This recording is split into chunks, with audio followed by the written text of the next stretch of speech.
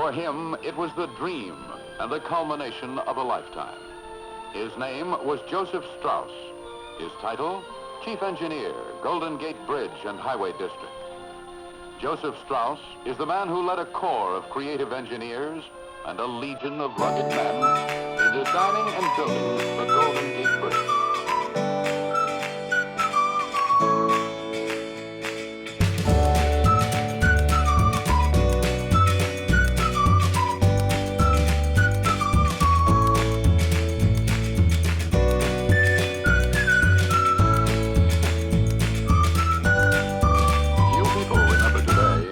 For 15 years before the steel was formed for the Golden Gate Bridge, it was regarded by many as the bridge that could not be built. In 1918, the city engineer of San Francisco approached Joseph Strauss, then a consulting engineer with a long list of bridge contracts to his credit. The city engineer asked if a bridge could be built across the Golden Gate at a reasonable cost. After 3 years of study, Strauss replied that it could. $27 million. This was in 1921. Such a bridge was an obvious need. San Francisco Bay formed a 50-mile-long barrier to highway traffic in the San Francisco area. And the entrance from the sea, known as the Golden Gate, separated the growing city on the south from the lightly populated and excellent recreation areas of Marin County. While a bridge was an obvious need, it was not an obvious possibility. The challenge was not to bridge a river or a valley, but an arm of the ocean. The proposed bridge was this one, impressive in its simplicity, modern in its concept. The center span from tower to tower would be 4,200 feet long, the longest ever attempted in that time. The side spans would each be 1,125 feet long. The roadway would be some 250 feet above the choppy waters of the bay. That was how matters stood in 1921. 11 years of stormy controversy followed. The opponents raised many objections. Some said the bridge couldn't possibly be built. Other critics said the bridge would cost an exorbitant sum, almost $100 million. And to a city that remembered a disastrous earthquake, there was an ominous note. The bridge would be only a few miles from the San Andreas Fault. The battle was fought vigorously in the courts and in the newspaper columns. But the dreamers and the builders won out. Construction began officially on January 5th, 1933. The film you're about to see is old, but these flickering scenes still portray the story of building this great bridge. In the fabricating shops of the Bethlehem Steel Company at Pottstown and Steelton, Pennsylvania, the fabrication work begins. Bethlehem, the major contractor, will build the steel towers and suspended span of the bridge.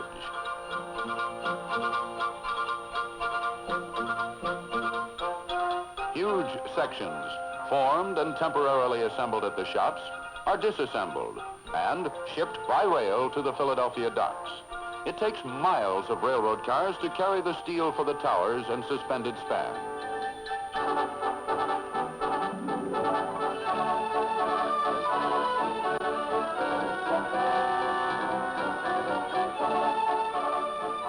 At Philadelphia, the sections are loaded aboard ships of Bethlehem's Kalmar Line for the long trip to San Francisco by way of the Panama Canal.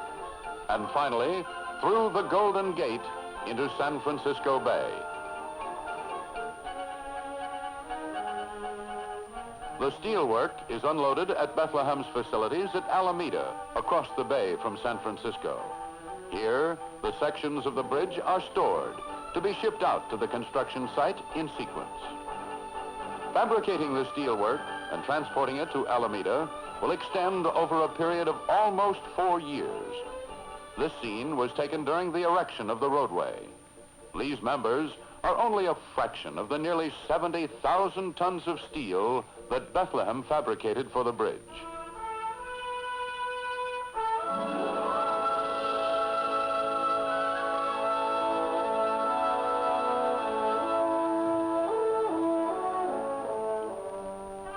At the Golden Gate, construction begins with the Marin Pier, which is built on bedrock on the north shore, the work being protected by a sheet piling cofferdam. When the last of the concrete has been poured on the North Pier, its surface is ground to a true plane. This is to ensure that the steel superstructure will start true and plumb. The surface is made plane to within less than 1/32 of an inch.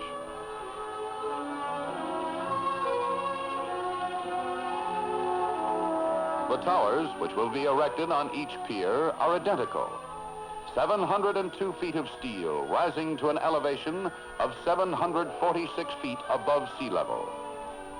2 legs joined together by 6 cross braces. The legs are 90 feet apart on centers.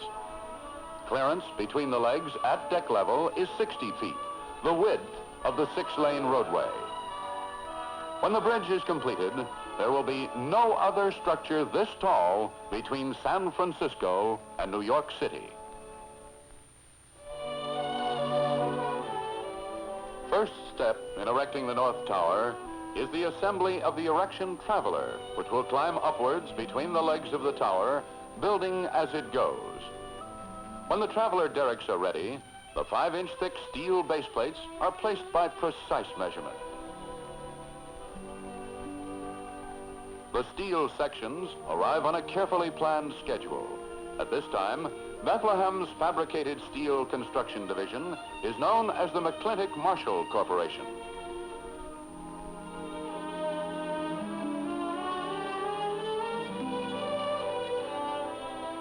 Moving the steel from storage at Alameda to the bridge site is a sizable effort in logistics. The distance is 5 miles across the open water of the bay. The obstacles to navigation are wind, tide, storm, and the famous San Francisco fog. To avoid delays in erection whenever bad weather prevents deliveries, a small storage area is prepared at the tower site to hold enough materials for several days' work.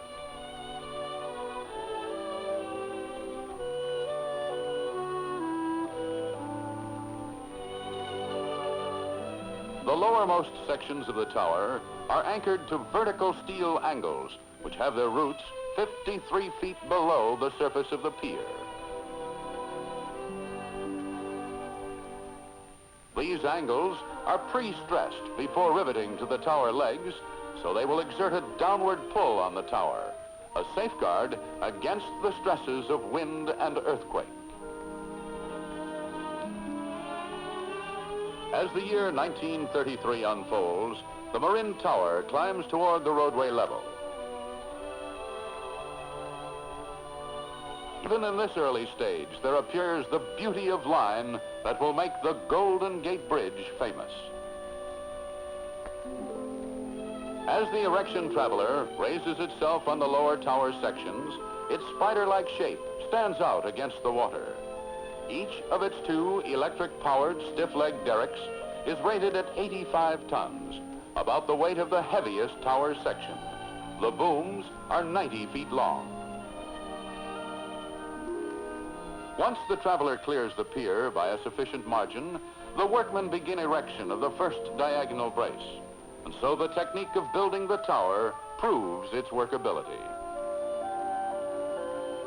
As the tower progresses upward, the traveler erects the tower legs, then raises itself and builds the braces behind it. Each time the traveler is raised, its weight must first be shifted to catheads placed atop the tower legs. Then the 4 plungers which support the traveler are withdrawn from reinforced slots in the tower legs.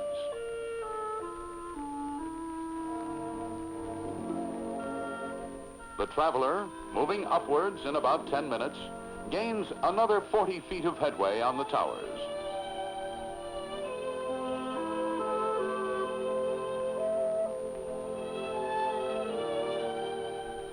One red-hot rivet coming up, special delivery to men working by the light of miners' lamps inside the tower. The riveters work on double platform scaffolding, driving simultaneously on several levels.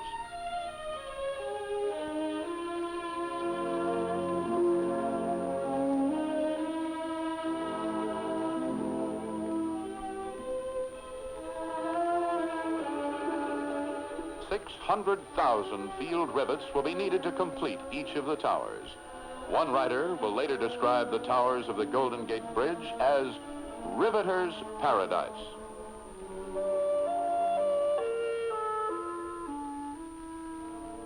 And so the work continues, and a new form rises against the sky in the beautiful Bay Area, a form which fits well in a land of massive hills and spans of water, but which dwarfs the men who are building it. In time, the only practical way up and down this open skyscraper is by elevator, and it's a sensational ride.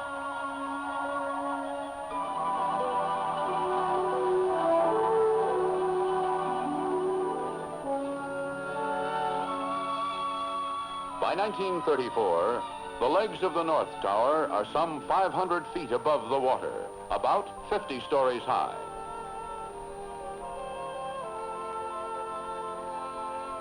From bottom to top, the cellular principle of construction remains the same. Plates of steel riveted to angles, forming a beehive of cells.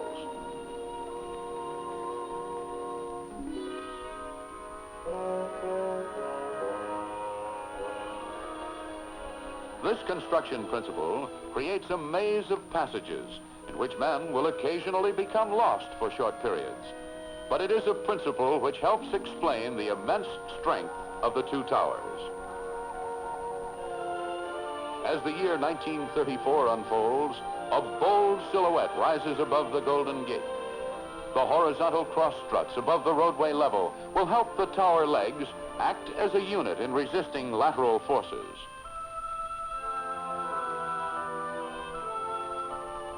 For the top of each tower leg, there is a massive cable saddle cast at Bethlehem, Pennsylvania. Each saddle is a three-piece steel casting. They are mounted on rollers to allow movement during erection of the span. Later, they will be fixed in position. Placing the cable saddles in November 1934 essentially completes the North Tower. However, long before the first tower reaches completion, workmen across the bay begin building the second concrete pier for the South or San Francisco Tower.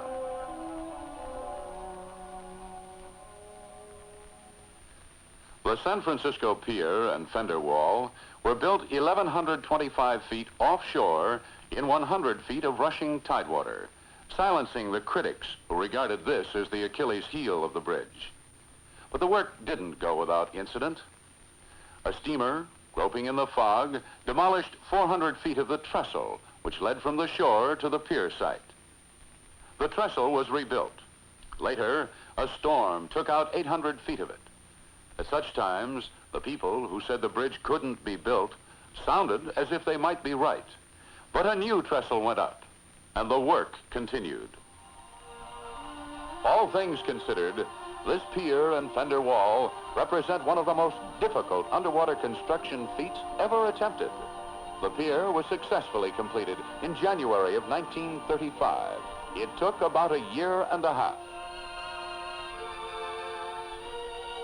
On January 10th, 1935, the San Francisco Tower is begun.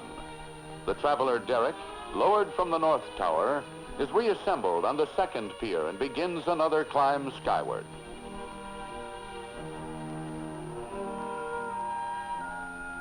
As the tower progresses upward, Kalmar Line ships continue their deliveries of fabricated steelwork to Alameda.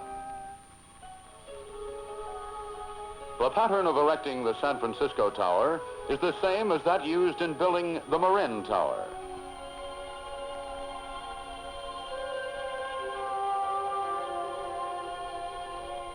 The San Francisco Tower is completed by late June, 104 days ahead of schedule.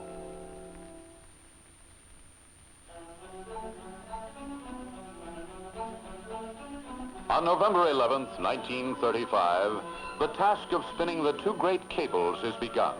From then on, the Golden Gate is steadily bridged wire by wire. The workmen of the cable contractor stitch the north and south shores together with 80,000 miles of wire. Each wire measures just under 1/5 of an inch in diameter, slightly smaller than a lead pencil. Spinning carriages shuttle from anchorage to midspan, playing out as many as 6 wires on each trip.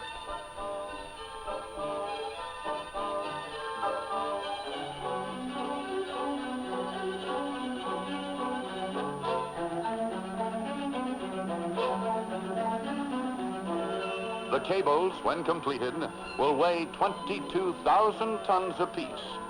It's interesting to note that each cable weighs approximately as much as each tower. The wires, 27,572 of them per cable, build up to a compacted cable slightly over 3 feet in diameter. Later, as the roadway takes shape, the cables will be wrapped with galvanized wire and painted to protect them against the elements.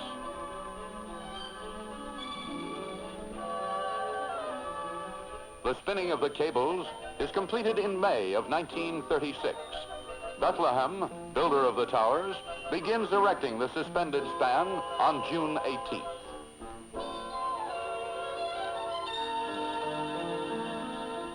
The engineering problems in erecting the roadway were challenging.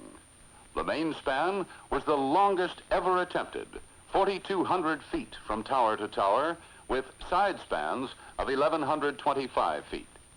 As every engineer knows, there was the delicate problem of making sure that the 2 sections of roadway moving out from each tower would meet at the center within exacting tolerances. The entire span would be constructed from elementary structural forms. The stiffening truss panels would consist of top and bottom chords, diagonals, and verticals. The verticals are spaced at 25-foot intervals.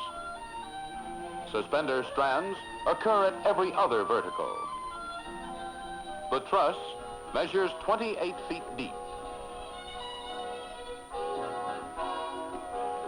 The roadway floor beams are 8.5 feet deep, 87 feet long, and weigh, on the average, 23 tons each. Generally speaking, the floor beams occur at each vertical in the stiffening trusses. Roadway stringers atop the floor beams carry the 60-foot roadway. Knee braces tie in the floor beams and bottom chords. The summer of 1936 sees the first 3 panels erected by cantilevering each way from the towers. Chicago booms at the roadway level handle the steel for this work. One of the unique features of the job is the emphasis placed on safety. As the roadway moves outward from each tower, a manila rope safety net is introduced. Assembled first at water level, the net and its frame are lifted to position beneath the span.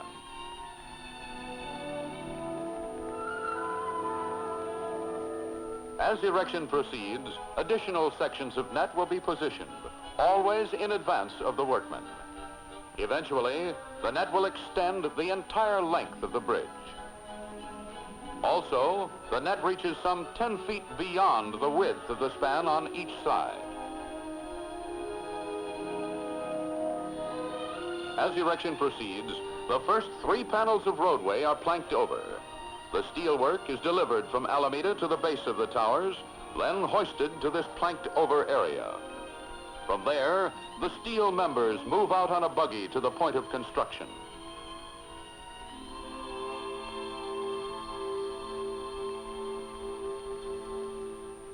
After the first 3 panels are planked over, the balance of the span erection is handled by traveler derricks.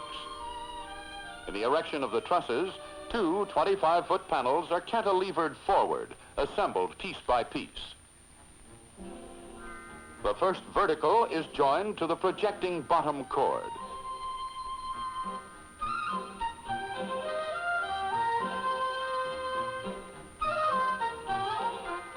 The diagonals are then erected, followed by the top chord.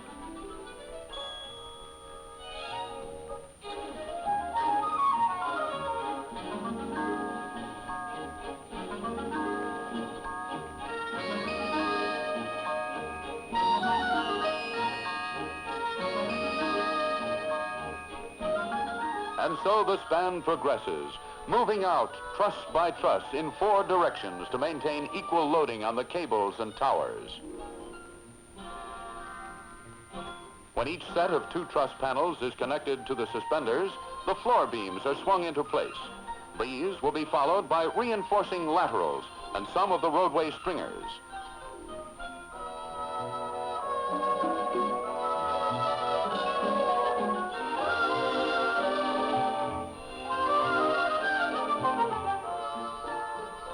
The net proves to be a success.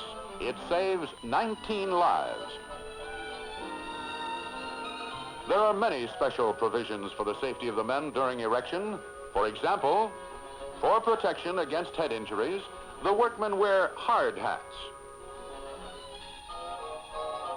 And whenever they can work with limited movement, the men use safety belts with tie-off lines.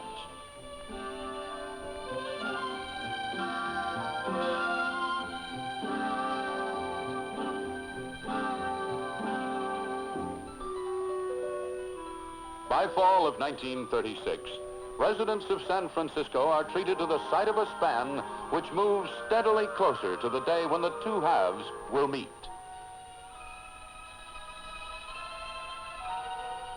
The partial loading of cables and towers gives the span an unnatural curvature. It looks as though the main span will meet at a peak.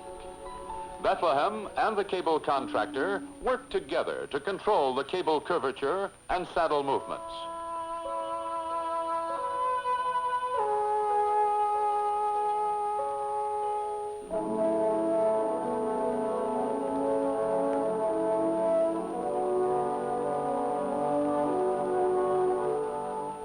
Soon, the erection gangs on the main span are within hailing distance. Then the safety nets meet.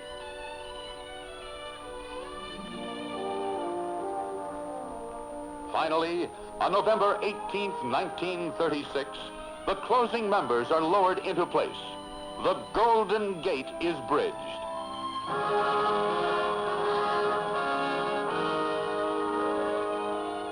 For Chief Engineer Joseph Strauss, and for every engineer who has contributed to the work, this is a day of realization, the type of day which fulfills the life of an engineer, first as a dream, then as a magnificent accomplishment.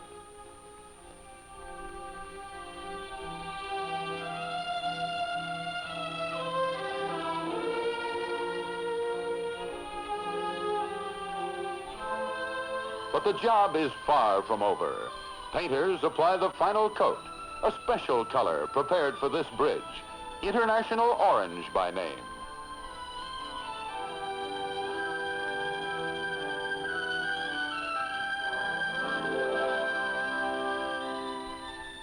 The buggies bring out fabricated sections for the sidewalks and railings. These items, and the balance of the roadway stringers, are erected as the traveler derricks work their way back to the towers.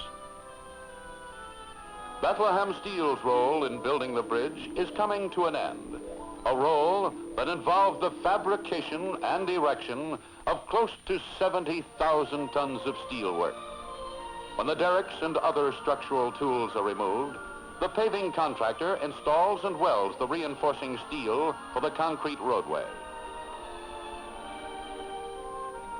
This web of steel will transmit traffic loads to the stringers.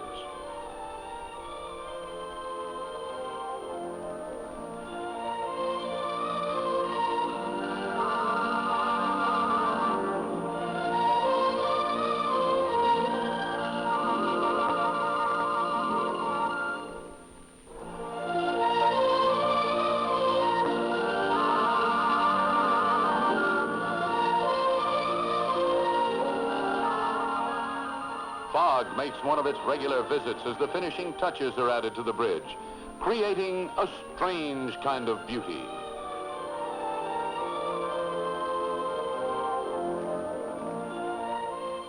And so, the work is completed. The bridge that pessimists said could not be built has been built. May 28th, 1937, opening day.